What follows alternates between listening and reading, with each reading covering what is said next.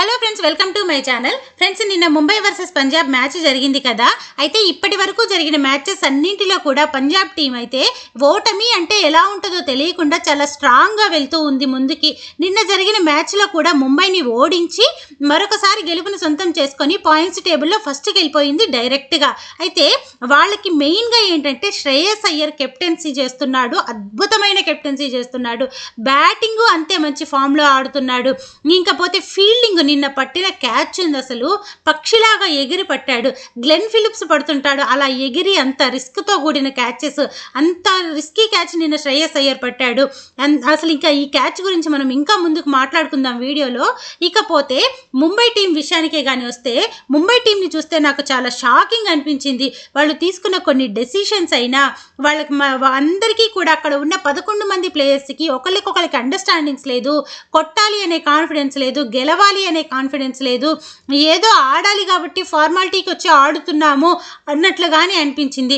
ఎప్పుడు కూడా ఒక మ్యాచ్ గెలవాలంటే ఖచ్చితంగా టీం వర్క్ అనేది ఉండాలి. బ్యాటింగ్ టీంకి బౌలింగ్ టీంకి మంచి కనెక్షన్, అండర్స్టాండింగ్స్ అనేది ఉండాలి. దానికంటే ముందు కెప్టెన్సీలో ఉన్న కెప్టెన్ చాలా మంచి కెప్టెన్సీ చేయాలి. హార్దిక్ పాండ్యా విషయంలో నాకైతే అది కనిపించట్లేదు. నా పర్సనల్ ఒపీనియన్ అయితే హార్దిక్ పాండ్యా కెప్టెన్సీ నుంచి బయటికి వెళ్ళిపోవటమే బెటర్ అని అనిపిస్తుంది. తనకి ఉన్న ఈగో కారణంగానే మ్యాచెస్ అన్నీ ఓడిపోతున్నాయేమో అనిపిస్తుంది. తను గ్రౌండ్లో ఎప్పుడు ఫ్రస్ట్రేట్ అవుతూ ఉంటాడు. అదనేది ఒక మైనస్ పాయింట్ ఏమో టీంకి అని నాకు అనిపించింది. అయితే ముంబై టీంకి ప్రతి సంవత్సరం కూడా ఓపెనర్స్గా ఎవరు వస్తున్నారంటే రోహిత్ శర్మ ఇంకా రికల్టన్, వీళ్ళిద్దరు వస్తారు.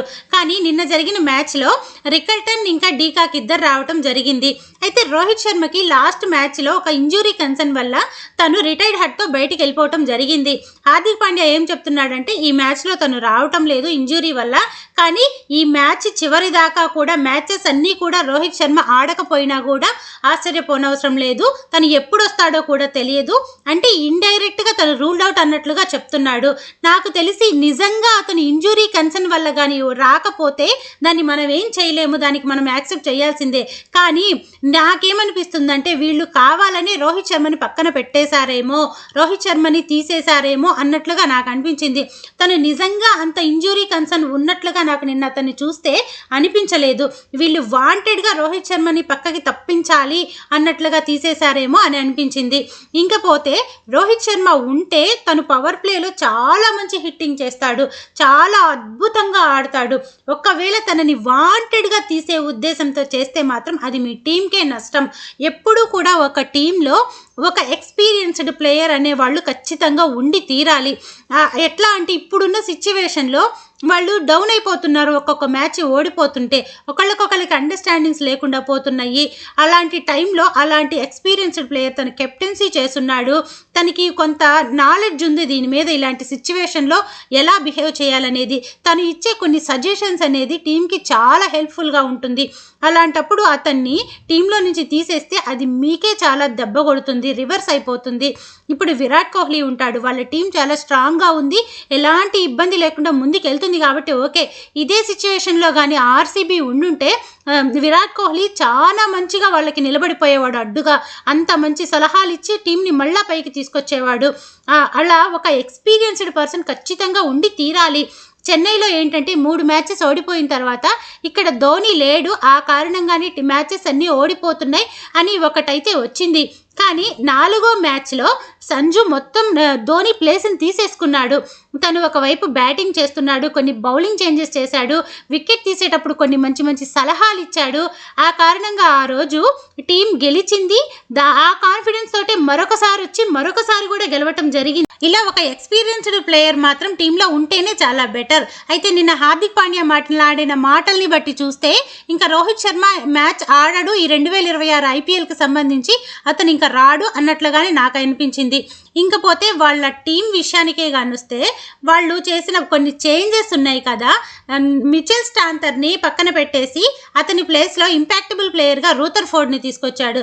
అసలు అది ఎంత బ్లెండర్ అనిపించిందంటే నిజంగా మిచెల్ స్టాంతర్ ఎంత తెలివిగా బౌలింగ్ చేస్తాడు. ఫినిషర్గా వచ్చి అద్భుతంగా బ్యాటింగ్ చేసే క్యాపబిలిటీ అతనికి ఉంది. ఆ ఇంపాక్టబుల్ ప్లేయర్గా తీసుకునేది ఏదో శాంట్నర్నే కానీ తీసుకున్నట్లయితే తను అక్కడ చేయాల్సిన బ్యాటింగ్ చేస్తాడు, నెక్స్ట్ బౌలింగ్ కూడా చేసేవాడు కదా. దానికోసం శాంట్నర్ని తీసుకొచ్చుకొని రూథర్ఫర్డ్ ఏమైనా కొట్టాడా అంటే అది లేదు. ఒక 4-5 రన్లు కొట్టి అతను అవుట్ అయిపోయాడు. దానికోసం జస్ట్ ఆ 4-5 రన్ల కోసం శాంట్నర్ని తీసేసి ఇతన్ని తీసుకొచ్చారు. అది నాకు చాలా బ్లండర్ అనిపించింది.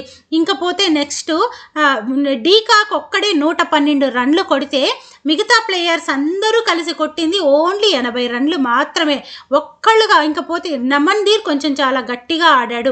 నమన్దీర్ ఫస్ట్లో ఇచ్చిన క్యాచ్ కానీ పట్టుకొని ఉండున్నట్లయితే అసలు స్కోర్ ఇలా 190 కూడా వచ్చేది కాదేమో, 140 150 దగ్గర ఆగిపోయేదేమో అనిపించింది.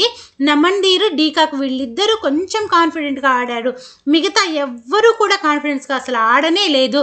ఇంకపోతే తిలక్ వర్మని ఫినిషర్గా తీసుకొచ్చారు. నిన్న చాలా షాకింగ్ అనిపించింది.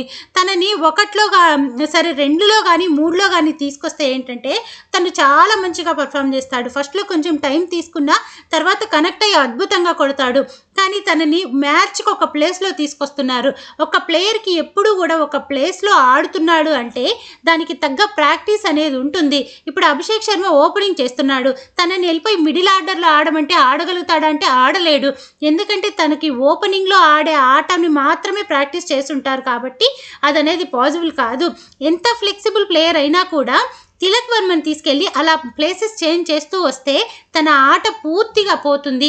అయితే నిన్న తనకి వచ్చిన ఆ కొంచెం టైంలోనే మంచి షాట్స్ కొట్టాడు. ఆ కొంచెం సేపట్లోనే చాలా బాగా ఆడాడు.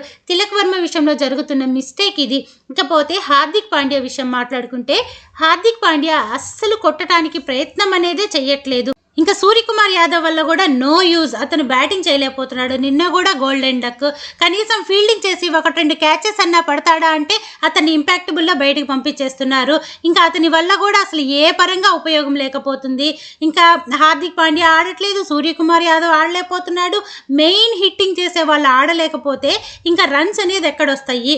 ఒక ఓపెనర్ రికల్టన్ నిన్న త్వరగా అవుట్ అయిపోయాడు, అతను కూడా పవర్ ప్లేలో ఒక చెయ్యి కూడా ఇవ్వలేదు.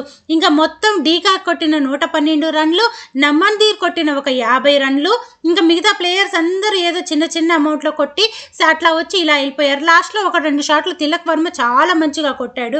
ఇంకపోతే బౌలింగ్ విషయానికే వస్తే ప్రతి సంవత్సరం ఏం జరుగుతుందంటే ముంబై టీంకి బుమ్రా వికెట్స్ తీస్తాడు, రన్స్ ఆపుతాడు.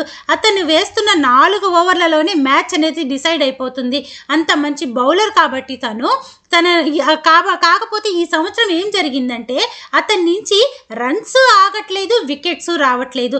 ఇది మెయిన్ ప్రాబ్లం అయిపోయింది. అతన్ని సింగిల్ కొట్టడానికి కూడా బ్యాట్స్మెన్ ఆలోచిస్తాడు, ఎందుకు ఈ యార్కర్ని కదిలిస్తే బౌల్డ్ అయిపోతానేమో, ఎందుకు ఈ 6 బాల్ జాగ్రత్తగా ఆడుకుంటే నెక్స్ట్ ఇంకొక ప్లేయర్ని టార్గెట్ చేసుకుందామని. కానీ ఈ సంవత్సరం ఏం జరుగుతుందంటే సింగిల్ 2Dలు కాకుండా ఎక్కువగా తన నుంచి 6లు 4లు వెళ్ళిపోతున్నాయి. ఎవరు కూడా బుమ్రాను చూసి భయపడే పరిస్థితి లేదు. వైభవ్ సూర్యవంశీ కూడా రాగానే 6 కొట్టాడు. తను కొంచెం రిథమ్ అనేది ఈ సంవత్సరం తప్పాడు అని అనిపిస్తోంది. 6లు 4లు మెయిన్ బౌలర్ నుంచి వచ్చి వికెట్స్ కూడా రాకపోతే టీంకి చాలా పెద్ద ప్రాబ్లం అయిపోతుంది. అదొక ప్రాబ్లం.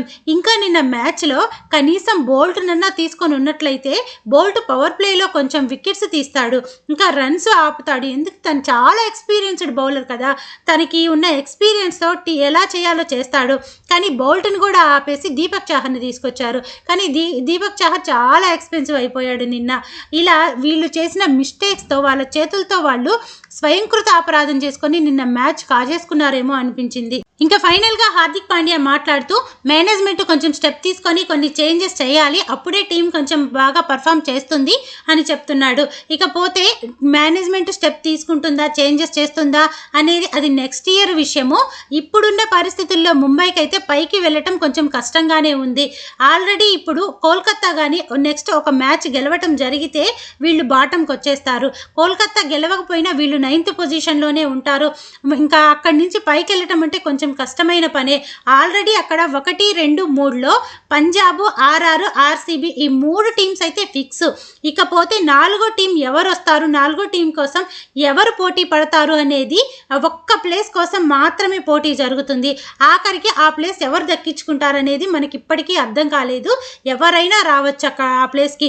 గుజరాత్ వస్తుందా, చెన్నై, లక్నో, ఇంకా కోల్కతాకు కూడా ఛాన్స్ లేదు, ఢిల్లీ, ఇలా ఏ టీం వస్తుందో మనకైతే తెలియదు.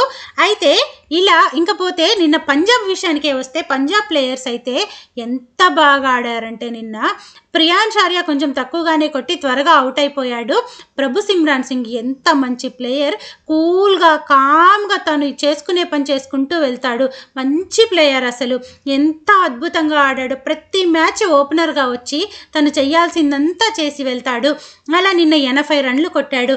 తను పవర్ ప్లేలో తనకి కానీ అవకాశం వచ్చినట్లయితే కొన్ని బాల్స్ ఆడటానికి సెంచరీ కూడా చేసుకునేవాడు అనిపించింది. ఇంకా తనకి తోడు శ్రేయస్ అయ్యర్, ప్రభు సిమ్రాన్ వీళ్ళ మధ్య మంచి పార్ట్నర్షిప్ వచ్చింది.